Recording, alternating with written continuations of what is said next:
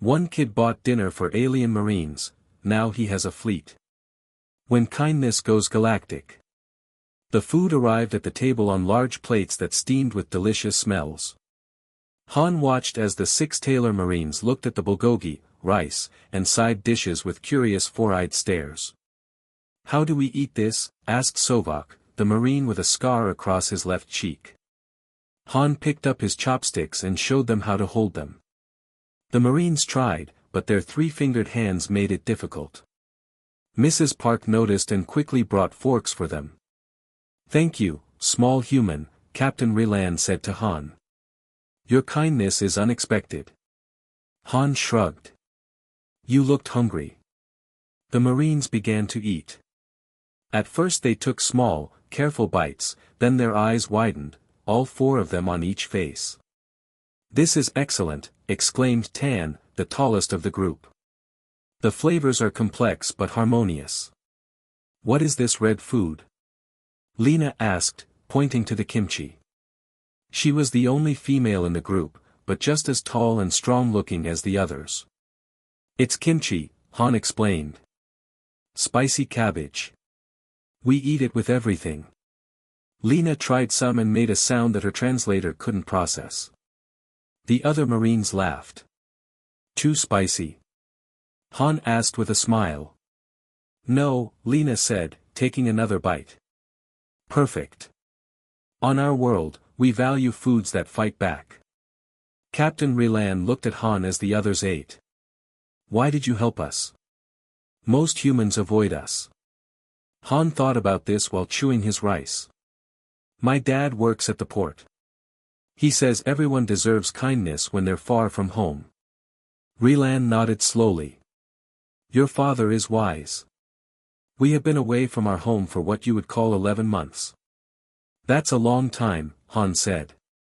"I miss my grandma when I don't see her for 2 weeks." Dosen, the quietest Marine, spoke up.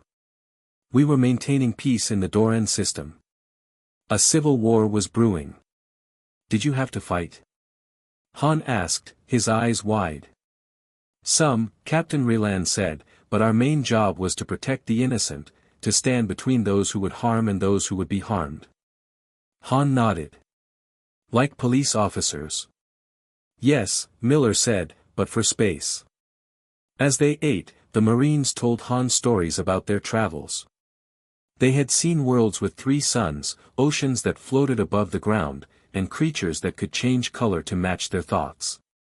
Han told them about his school, his friend Yuki who could solve math problems faster than anyone, and how he was saving for a new video game. "What game?" asked Sovok, who seemed most interested in human culture. "Galaxy Defenders," Han said. "You protect planets from space monsters." The Marines looked at each other and made that rumbling sound again that Han now recognized as laughter. "What's funny?" Han asked. "That is much more exciting than real space defense," Captain Rilan explained. "Most of our job is waiting, watching, and filing reports." "Reports?" Han asked, disappointed. As they finished their meal, Han noticed people in the restaurant were taking pictures of them. Some looked nervous, others curious. Mrs. Park had relaxed a bit and was now proudly telling other customers that aliens had chosen her restaurant. "Will you get in trouble for being with us?" Lena asked, noticing Han looking at the other customers. Han shook his head. "No. My parents say I should make friends with everyone, as long as they're nice." "And are you nice?" "You're the nicest aliens I've met," Han said honestly. "You have met others?" asked Captain Rilan. "No," Han admitted. "You're the first." This made all 6 Marines rumble with laughter again. Han laughed too, though he wasn't sure why it was so funny. When they finished eating, Captain Rilan stood up. He was so tall his head nearly touched the ceiling. "Han of Earth," he said formally, "the Taylor do not forget kindness freely given. You saw warriors in need and helped without asking for anything in return. This is rare in the galaxy." Han felt his face get warm. "It was just dinner." Miller shook his head. For a tailor warrior to accept food from another is a deep sign of trust and respect. For us to accept it from a child. He looked at Captain Relan as if unsure how to explain. It is significant, the captain finished. May we take a picture with you to remember this moment? Han nodded, feeling important. Mrs. Park helped them use a human phone to take the picture. Han stood in the middle, surrounded by the 6 huge Marines. They all tried to smile, though Taylor's smiles looked more like grimaces to human eyes. After the picture, Captain Relan placed a small metal disc in Han's hand. What's this? Han asked, looking at the strange symbols on it. A Taylor honor token, the captain said. It means nothing to most, but everything to us. Keep it safe. Han carefully put it in his pocket next to his now empty money pouch. As the Marines prepared to leave, Han felt a mix of happiness and sadness. He had used all his savings, but somehow it felt worth it. Will I see you again? Han asked. Captain Relan paused at the door. Perhaps, young Han. The galaxy is vast, but kindness has a way of bringing people together. Han walked home slowly as the evening grew darker. The Taylor Marines had left to return to their ship, each one bowing deeply to Han before they went. His empty money pouch felt light in his pocket, but the strange metal token the captain had given him felt heavy with importance. Earth's unexpected allies. Meanwhile, high above Earth, Captain Relan and his Marines had returned to their ship, the Taylor cruiser Swift Justice. The ship was part of the 7th Battle Fleet, one of the Taylor's most decorated military units. Captain Relan went directly to report to his commander, Admiral Corbin, a battle-scarred veteran with decades of service. Your peacekeeping mission was successful, Captain, the Admiral asked from behind his desk. Yes, Admiral. The Doran situation is stable. Good. You and your team are dismissed for shore leave. How did you find Earth? Captain Relan hesitated. Unexpected, sir. We encountered something remarkable. Admiral Corbin raised 2 of his eyebrows. Oh. A human child, sir. 12 years old. He purchased a meal for my entire squad without hesitation, using what appeared to be his personal savings. The Admiral leaned back in his chair. Explain. Relan told the story of their encounter with Han, the confusion at the market, and the dinner at Mrs. Park's restaurant. As he spoke, Admiral Corbin's expression grew more thoughtful. This child asked for nothing in return, the Admiral asked. Nothing, sir. When I asked why he helped us, he said his father taught him that everyone deserves kindness when far from home. Admiral Corbin was quiet for a long moment. Captain, in your 40 years of service, how many species have shown such unprompted generosity to Taylor warriors? Very few, sir.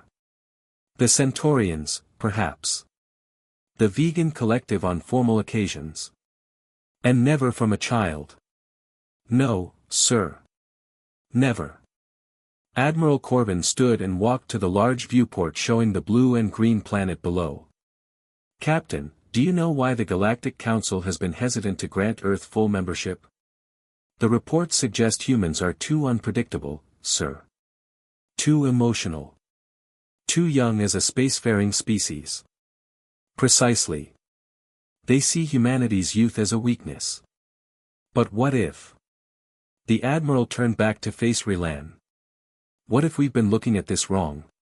What if their youth is actually their strength? 3 days later, Han was walking home from school when he noticed something different. There were more people on the streets, and many were looking up at the sky. Han followed their gaze and saw something that made him stop in his tracks. Ships. Lots of them. Not just the usual Earth vessels that shuttled between the planet and the lunar colonies, but alien ships of various designs hanging in the atmosphere like floating cities. His phone buzzed with a text from his father, "Come home immediately. Something big is happening." When Han burst through the apartment door, both his parents were glued to the television.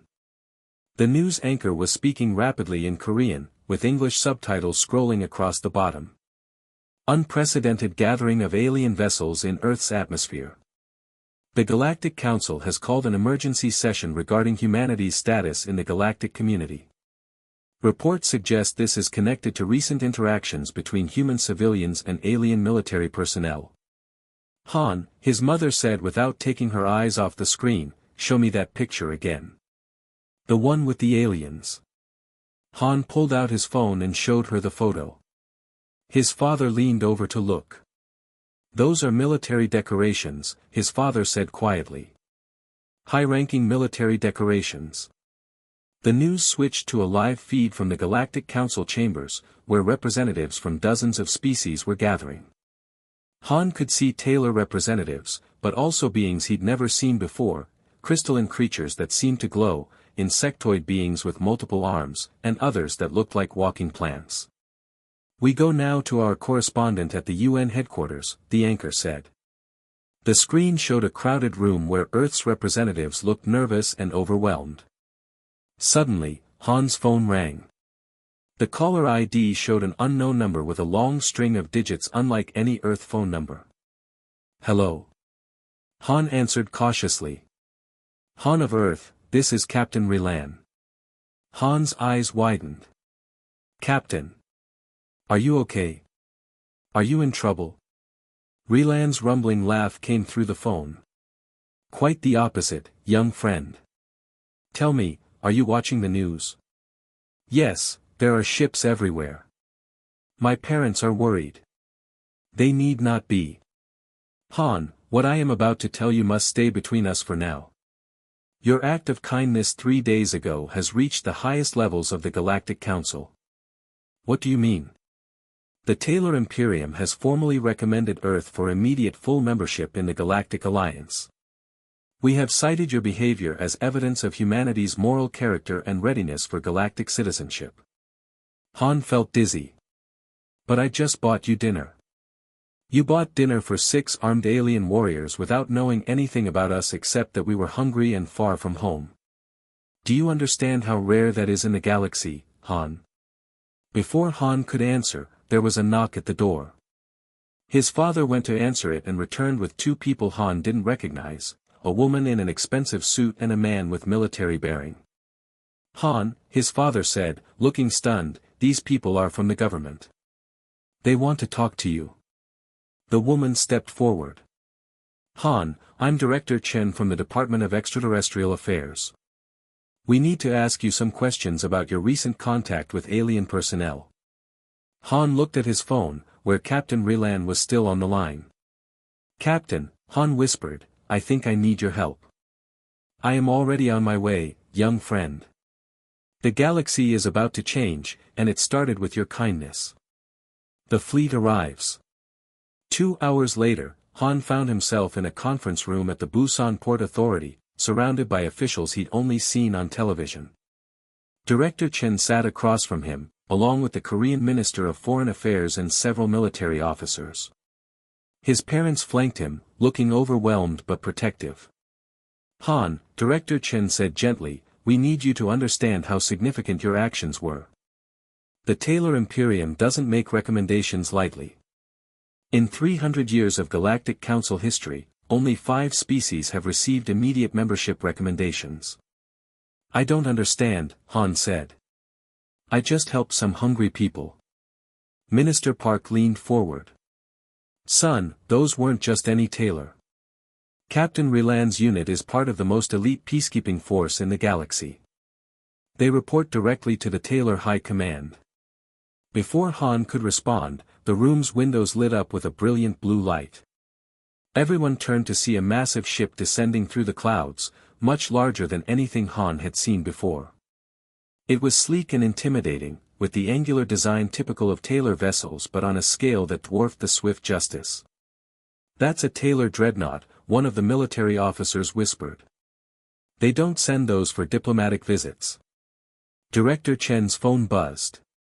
She answered quickly, spoke in rapid English, then hung up. "The ship is requesting permission to land at the port. They're asking specifically for Han." Han's father stood up. "Absolutely not. He's just a child. Dad, it's okay, Han said, surprising himself with his calm. He touched the honor token in his pocket. Captain Relan said he was coming to help.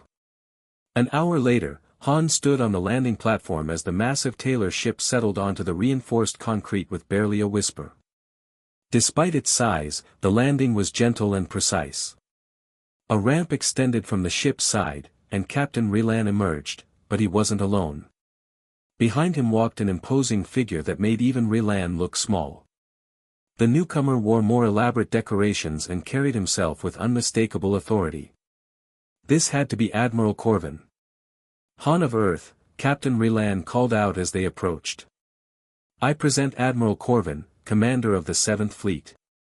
The Admiral was massive even by Taylor standards, with scars across his bluish-gray skin that spoke of countless battles. But when he looked down at Han, his 4 eyes held surprising gentleness. So you are the young human who has stirred up the entire Galactic Council, Admiral Corvin said. His voice was deep and resonant, even through the translator.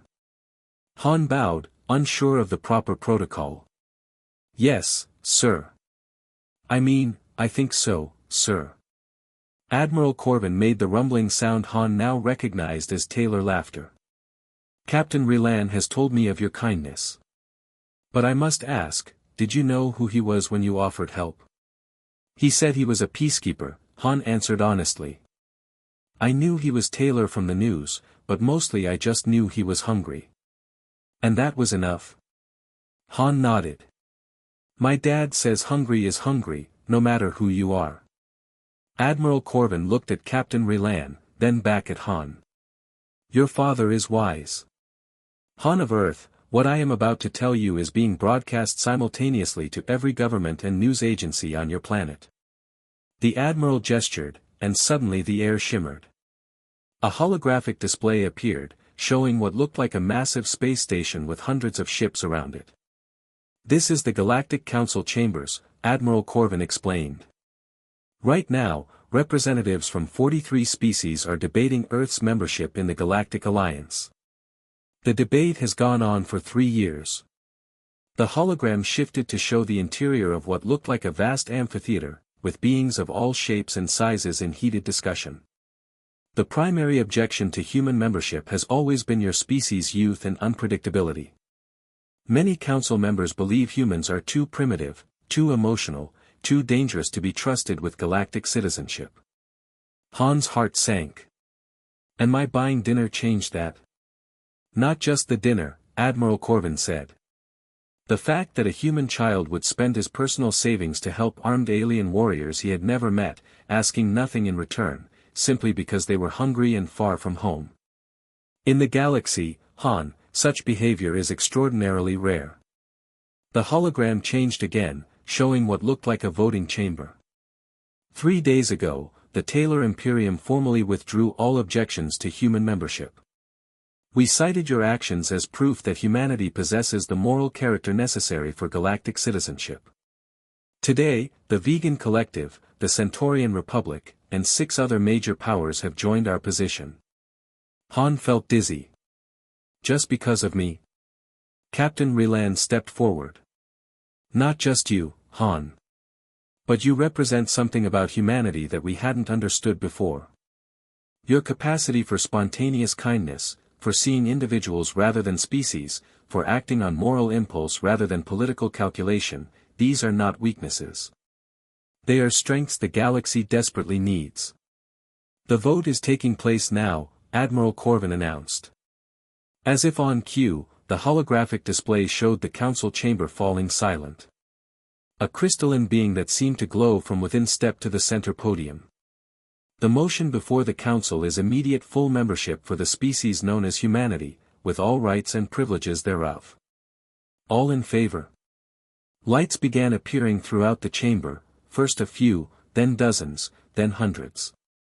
Han watched, transfixed, as more than 3/4 of the representatives voted in favor. The motion passes, the crystalline being announced. Humanity is hereby granted full membership in the Galactic Alliance, effective immediately. Admiral Corvin turned off the hologram and knelt down to Han's eye level, bringing his massive frame closer to the boy's height. Han of Earth, he said formally, your species has just taken its place among the stars. And it began with your kindness to 6 hungry warriors. Han looked around at all the officials, reporters, and cameras surrounding them. His parents stood nearby, tears in their eyes, proud but overwhelmed. What happens now? Han asked. Admiral Corvin smiled, an expression that looked fierce but felt warm. Now, young friend, everything changes.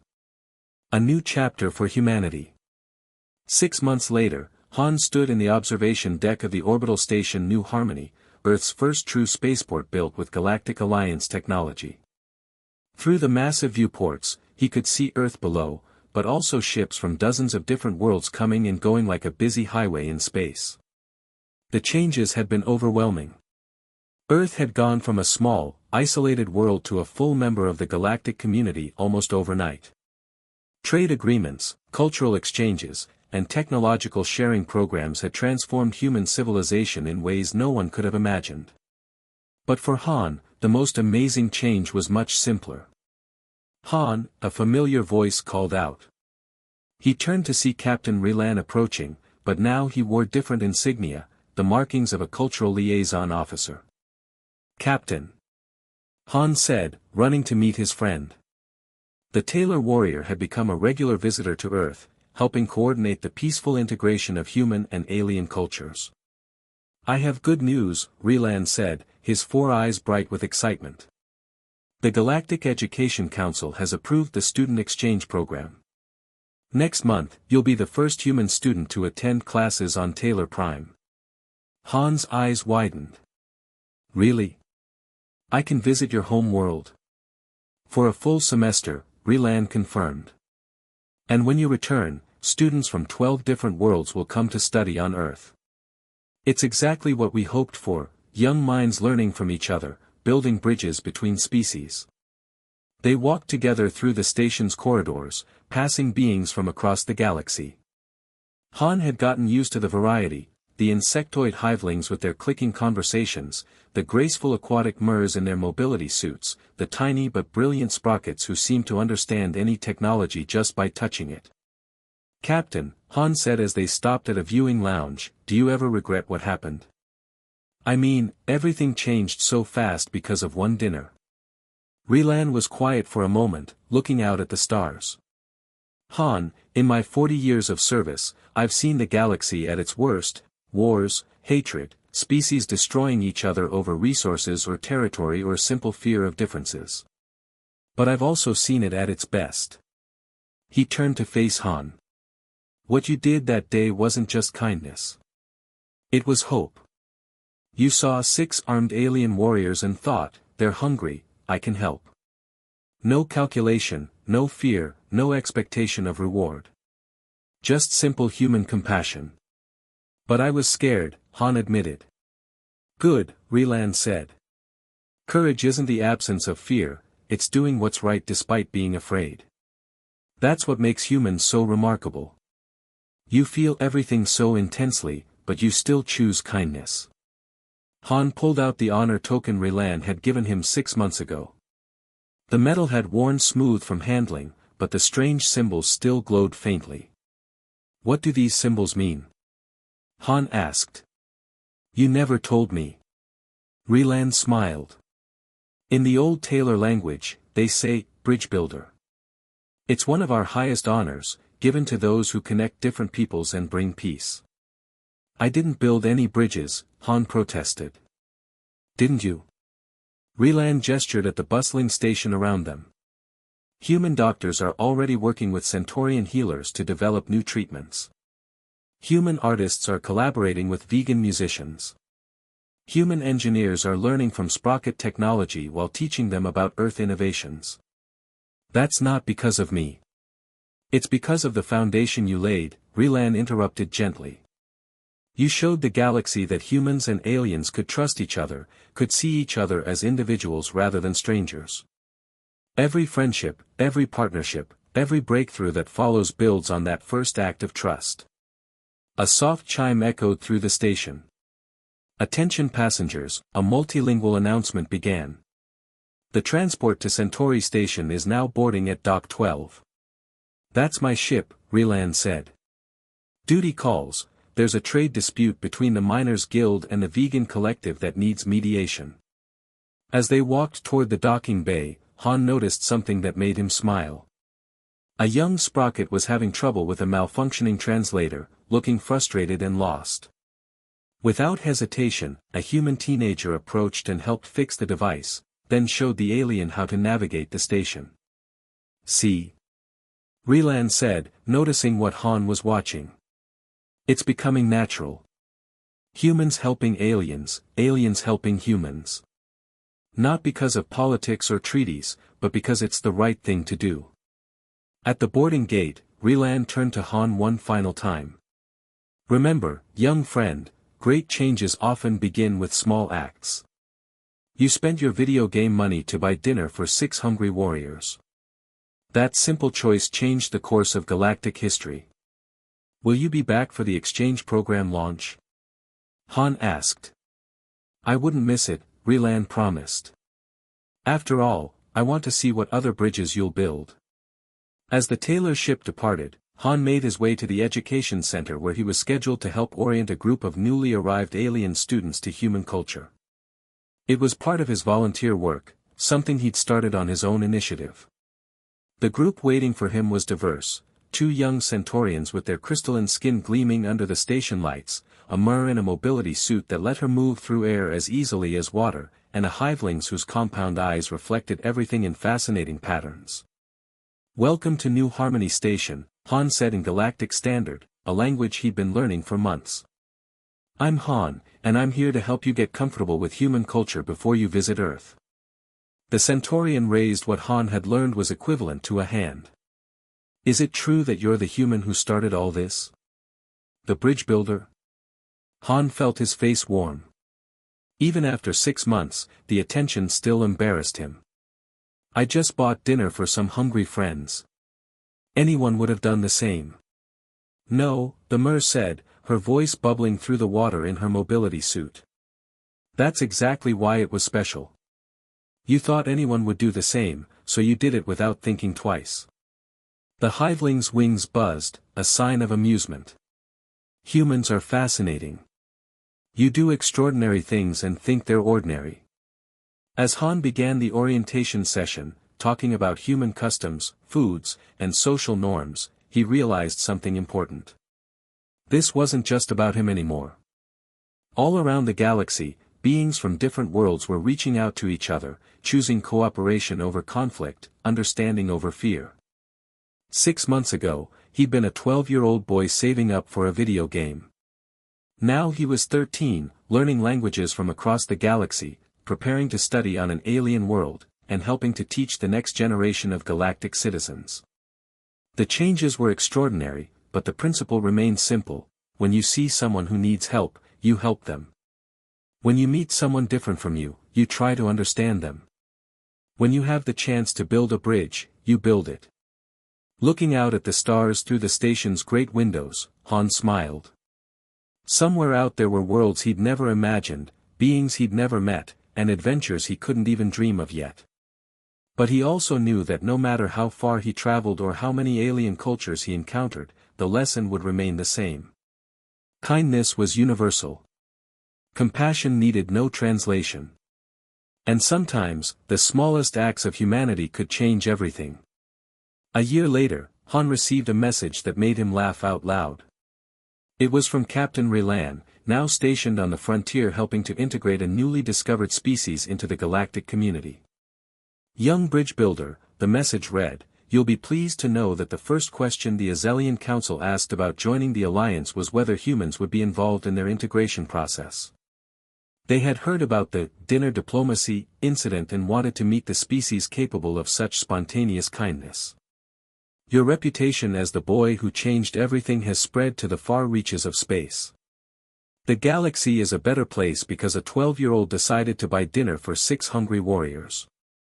Never underestimate the power of a simple meal shared with strangers. Han looked around his room, now filled with gifts and artifacts from dozens of worlds, letters from friends across the galaxy, and photos from his adventures on different planets. But his eyes settled on the small metal honor token sitting on his desk, still glowing faintly after all this time. He picked it up and headed downstairs, where his mother was preparing dinner. Setting the table for 6 again, she asked, noticing him grab extra plates without being asked. "The vegan students are coming over to try Korean food," Han explained. "And Captain Rilan is back in town." His mother smiled. "Better make extra rice." Han nodded, thinking about how much had changed since that afternoon when he'd spent his video game money on bulgogi for 6 hungry Marines. The galaxy had opened up to humanity, species were working together in ways no one had thought possible, and peace was spreading to corners of space that had known only conflict for centuries. But in the end, it all came down to the same simple truth his father had taught him: everyone deserves kindness when they're far from home. Everyone deserves a place at the table. Everyone deserves to be seen not as an alien or a stranger, but as a friend waiting to be made. As the doorbell rang and Han went to welcome his guests, beings from 3 different worlds who had become as close as family, he realized that this was the real magic. Not the politics or the treaties or the technology, but the connections between individuals who chose to see each other as equals, as friends, as fellow travelers in a vast and wonderful universe. The dinner table was set. The food was ready. And somewhere in the galaxy, other young beings were learning the same lesson Han had discovered in a small restaurant in Busan, that kindness, shared freely and without expectation, had the power to change everything. The end.